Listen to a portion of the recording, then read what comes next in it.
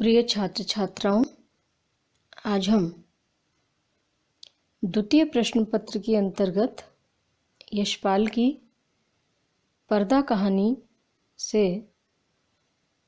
कुछ अवतरणों की व्याख्या करेंगे।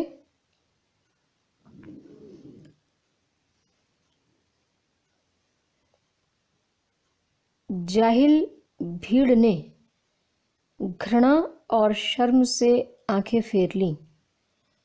उस नग्नता की झलक से खान की कठोरता भी पिघल गई। ग्लानि से थूक पर्दे को आंगन में वापस फेंक, क्रुद्ध निराशा में उसने लाहौल विला कहा और असफल लौट गया। इन पंक्तियों में या इस अवतरण में यशपाल जी ने उस स्थिति का वर्णन किया है कि जब पंजाबी खान ने क्रोध के आवेश में भर करके चौधरी पीर बख्श के द्वारा तय समय पर पैसे न देने पर किस तरह से उसके घर की ड्योढ़ी पर पड़े पर्दे को हटा दिया और उस पर्दे के हटाए जाने पर किस तरह से चौधरी पीर बख्श बेहोश होकर के गिर जाता है, क्योंकि वो पर्दा ही था जो उसके घर की इज्जत आबरू को बचाए हुए था। वो पर्दा ही था जो उसके घर की जीर्ण शीर्ण स्थिति पर पड़ा हुआ था।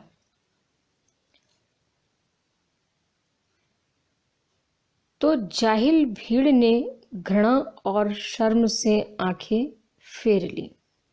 जब पंजाबी खान ने चौधरी पीर बख्श के दरवाजे पर पड़ी दरी, जो पर्दे के रूप में पड़ी है, उसको हटा दिया, तो जो घर के अंदर की महिलाएं थीं, जो घर के अंदर उसके बालक बच्चे थे, वो बिल्कुल अर्धनग्न स्थिति में दिखाई दे रहे थे। उनके तन पर पूरी तरह से कपड़े भी नहीं थे और वैसे लग रहा था शरीर पर चिथड़े पहने हुए हैं, और जो उनके शरीर को 1/3 अंगों को भी ढकने में मानो वो असमर्थ थे। तो जब खान ने उस पर्दे को हटाया तो घर की महिलाएं शर्म और संकोच से जैसे मानो बिल्कुल सुकड़ गईं और वहां से तुरंत हट गईं। लाज और शर्म के कारण मोहल्ले के लोगों की भीड़ ने भी उस नग्नता की जब झलक को देखा तो उन्होंने भी अपनी निगाहें फेर लीं। वो इतना अधिक दयनीय दृश्य था कि उसको कोई देख भी नहीं सकता था। तो खान की कठोरता भी उस नग्नता के सामने मानो कुछ पिघल गई और वह निराश, हताश और असफल होता हुआ पुनः लौट गया। ग्लानि से थूक पर्दे को आंगन में वापस फेंक, क्रुद्ध निराशा में उसने लाहौल विला कहा और असफल लौट गया। पीर बख्श चौधरी के घर के बाहर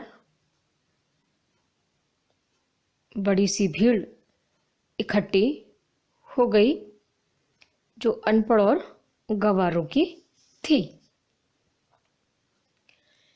पर्दे के हटने पर जब उस भीड़ ने भी उस दरिद्र और निर्वसन महिलाओं को देखा तो वे भी शर्म से भर गए और उन्होंने महिलाओं की तरफ से अपनी दृष्टि हटा ली। बब्बर अली खान, जो इतना कठोर बना हुआ था अब तक, जो बहुत अधिक कटु शब्द बोलने वाला था, वो भी उस दृश्य को देख करके उसका हृदय मानो पिघल गया और वो यह कह करके तुम्हारी खाल से तो है टाट अच्छा, पर्दा हटाया था जिसने, वही खान अब शर्म से उसका सिर नीचे की ओर या जमीन की ओर झुक गया। उसकी कठोरता जाती रही और उसने पिघल कर मानो तरल संवेदना, सहानुभूति और करुणा का रूप ले लिया।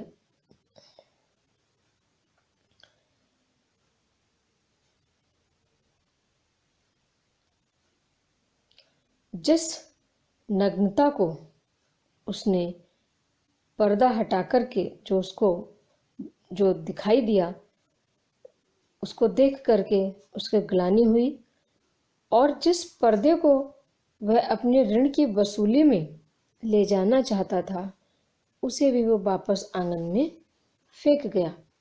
क्रोध और निराशा में भर करके बस लाहौल बिला उसने कहा और ऋण की वसूली में असफल होकर के, निराश होकर के वो वापस अपने घर लौट गया। इस तरह यशपाल जी ने इन पंक्तियों में पीर बख्श के घर के दारिद्र्य को उजागर किया है।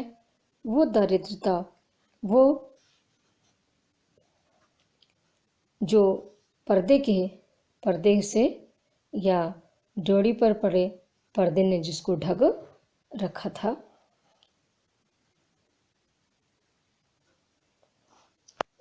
आगे की पंक्तियां देखेंगे।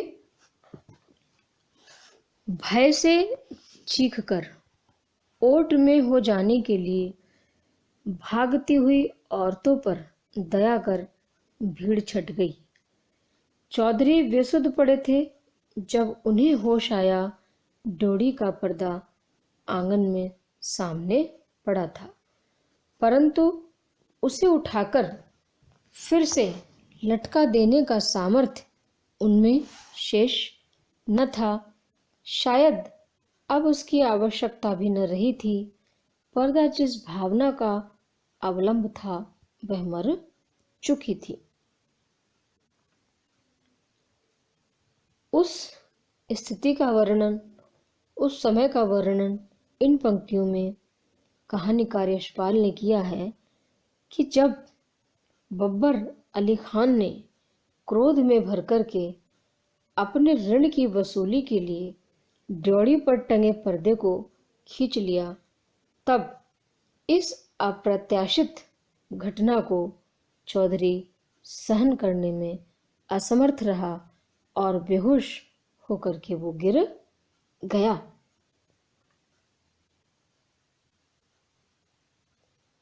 भय से चीखकर ओट में हो जाने के लिए भागती हुई औरतों पर दया कर भीड़ छट गई। चौधरी पीर बख्श के घर के बाहर लोगों का तांता लगा हुआ था, तो जब उनके घर की महिलाओं को अर्धनग्न स्थिति में देखा तो मानो वो भीड़ भी दया करके वहां से छट गई, वहां से तितर बितर हो गई। अधिक देर तक वहां पर नहीं रुक सकी। खान भी ऋण की वसूली में असफल होकर के लौट गया। तब कहीं चौधरी पीर बख्श को होश आया, लेकिन वे आंगन में पड़े हुए पर्दे को पुनः न टांग सके, क्योंकि ड्योढ़ी पर पड़ा हुआ पर्दा जिस इज्जत, मान और सम्मान का प्रतीक था, वह आज लुट चुकी थी। इसी प्रसंग में कहानीकार यशपाल जी आगे कहते हैं कि भय से चीखकर ओट में हो जाने के लिए भागती हुई औरतों पर दया कर भीड़ छट गई। चौधरी बेसुध पड़े थे। चौधरी के घर की सभी औरतें अर्धनग्न स्थिति में थी। यकायक जैसे ही पर्दा वहां से खान ने हटाया तो वहां पर इकट्ठी मोहल्ले की भीड़ की निगाहें महिलाओं की ओर पड़ी तो वो भी मानो भयभीत होकर डर गए। उस स्थिति को देख करके, उस भयावह स्थिति को देख करके और चीख करके अपनी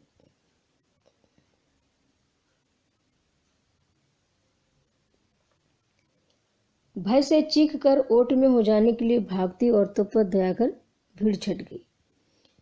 तो जब वो पर्दा वहां से हट गया तो स्त्रियां बहुत ही डर से और भय से भयभीत होकर के मानो इधर उधर वो अपने आप को छिपा रही थी, इधर उधर वो भाग रही थी और वो भयभीत हो गई क्योंकि वो अर्धनग्न स्थिति में थी। चौधरी बेसुध पड़े थे। चौधरी पीरबख्श